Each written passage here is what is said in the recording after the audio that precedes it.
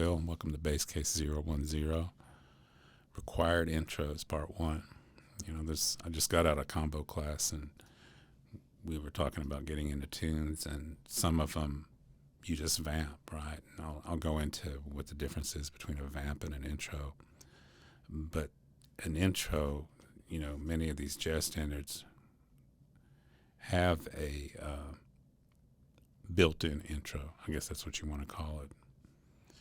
And you've got to know it as a bass player. A lot of times, in most of these tunes that I'm going to use today, you can start on the head and you can dispense with the intro, but you're going to be sharper and more informed if you know that intro. And less players will be underwhelmed by your playing if you know that intro, because you're knowing more about it. It's more than just walking lines and taking solos. The intro versus the vamp, an intro, it's very distinctive in most cases. I ended episode 9 with Joe Hender's Recorder Mate, which has an intro, and it's pretty distinctive, and it's like you don't recognize anything that happens in the melody in that intro, and you've got to know it. There's no faking that. And it's like a composition unto itself sometimes. It's distinctive, and it doesn't sound like the rest, and in the case of Recorder May, it doesn't appear again. Whereas a vamp, that's something that the rhythm section covers in most cases. Like I was talking about with the combo, that we were playing Song for My Father, which is in F minor, and we vamped I had the rhythm section vamp on the one chord, the F minor, just grooving a bossa groove until the melody came in. That's a good way to seat the band and get everything started. So that's sort of the difference. You vamp, you can come up with anything. Like we were doing blue bossa, which is in C minor, then you just vamp over C minor, you just create that groove, and then the horn player or whoever's got the melody comes in, and that's the top of the form. But the intros tend to be a little bit more detailed. In this first one, for the tune All the Things You Are, some people call it the Parker intro. And a lot of people like to play it with this intro. Sometimes they don't. Sometimes they start in with the last 4 bars or the last 8 bars, and then they bring the tune in. But depending on who you play with, you might get called out to be, to play the Parker intro. So here's example 1, the Parker intro for All the Things You Are.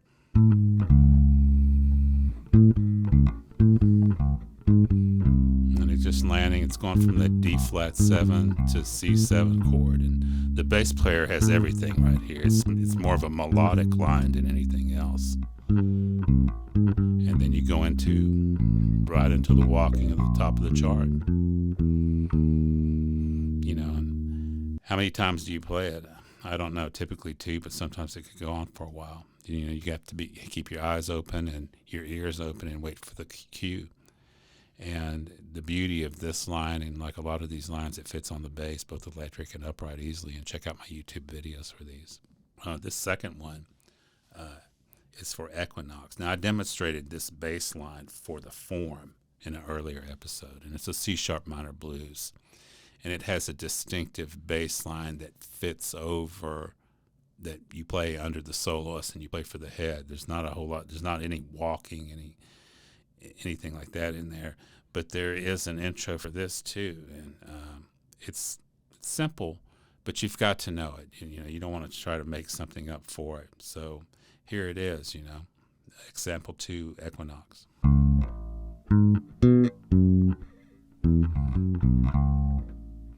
Just a little 2-bar. And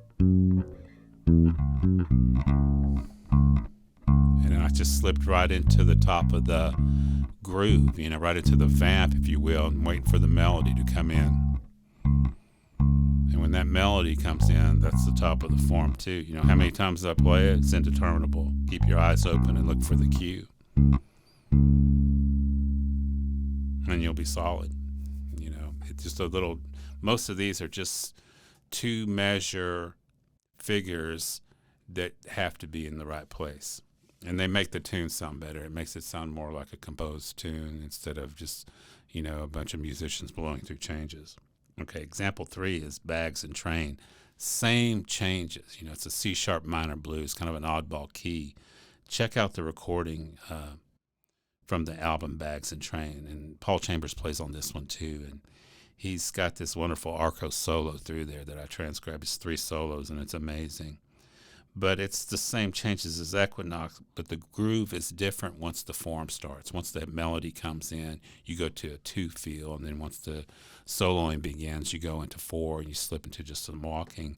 But it's got a distinctive intro that the bass player's got to be on top of. So here's example 3, Bags and Trane's intro.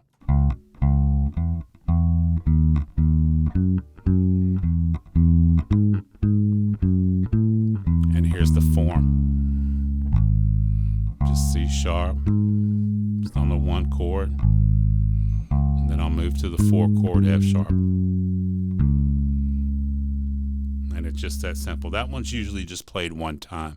Check out the recording, but you get together and you start rehearsing with your combo. You might come up with some different ideas, and you might want to play that more than 1 time. And this one's, like I said, it's although it's the same changes, it's a C sharp minor blues. This one does some walking over the blowing changes. Example 4, Star Eyes. This tune is a staple of jazz studies programs everywhere. It's a Charlie Parker tune. He made it famous. And it's called Often Enough that you should learn the intro to it. It's, again, it's just a little 2-bar figure. It's somewhat similar to the Equinox, but in a different key. And once you get out of that intro, you go right into a 2 feel, or you could start walking too. So here's example 4, the intro to Star Eyes.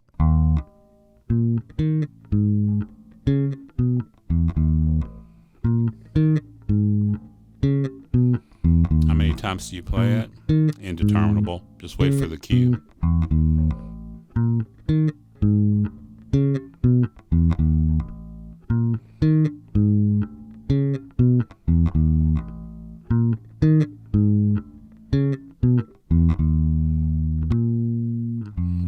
Slipped into the chord changes, right into the form.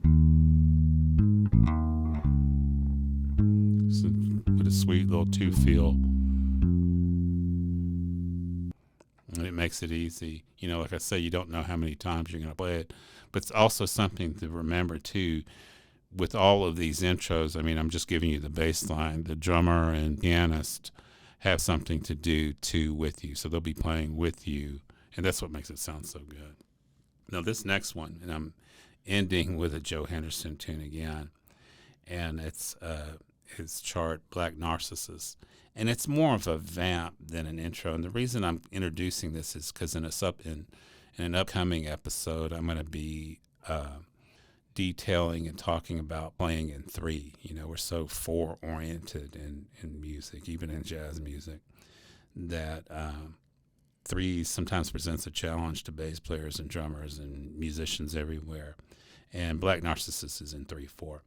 So this establishes itself as more of a vamp, because once it comes out of this, the melody comes in, it's still in the same place. It's still over this B flat 7 chord or B flat 9 chord. So here's example 5, just the vamp / intro of Black Narcissus.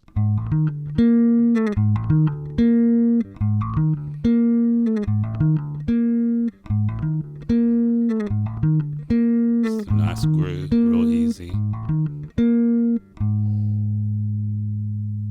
And then it just slips out. Okay, now that's just the vamp. Now I'm going to take that same figure, and this is what you want to do, and I'm going to put it against the chord changes. And then you'll see how it works. So here's example 6, Black Narcissus. Not the intro, although it does sound like the intro. It's the actual changes of the chart where the melody comes in. And I'll play the form twice. So here's example 6, Black Narcissus, the form. There's the first line. Now here's the second line. And we're moving through the chord changes.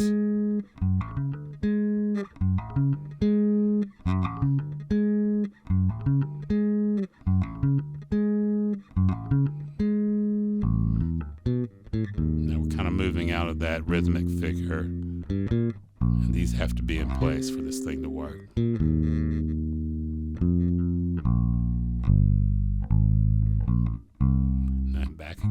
top of the form, back to that original figure that also served as the intro vamp.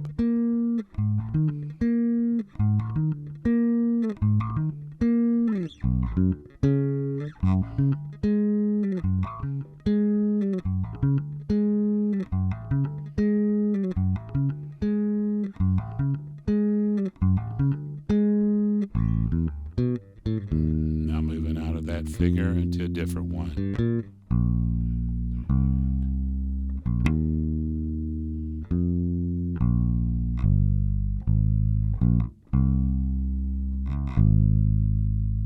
Easy. Now once it gets out of the changes for the tune, you can go into some walking or some other rhythmic devices that work well in 3, and something I'm going to be talking about in a subsequent podcast. Like I said, playing in 3 poses its own challenges for musicians because we're so oriented to 4/4 time, or what some people call common time. One of my professors once said it was because of the proliferation of rock music in our lives through commercial music and et cetera, including most of us liking rock music. And it has us feeling things in 4. So you think about it, and I can't think of how many times I've introduced tunes in 3/4 to my players and how they struggle with that because they're so used to having that additional quarter note in their walking line. But I've got some things that solve that, or that'll get you practicing to get you to feel 3 better. And another thing is we're very downbeat oriented too. So on the next podcast, and the next 2 podcasts, I'm going to be demonstrating playing in 3 and those devices that might help yourself. And then I'm also going to have a podcast after that on endings, that how do you get out of a tune? One of the biggest struggles, we were just dealing with that in combo class a couple hours ago, and there's some very, very simple devices that are used around the world to get out of tunes, like Satin Doll and All the Things You Are and whatnot. And I'll show you some of these things. They're very relatively easy, and I'm going to have another one on just some basic vamps, not your typical intros, but just, the things to do to get into the tune. So I will see you very soon.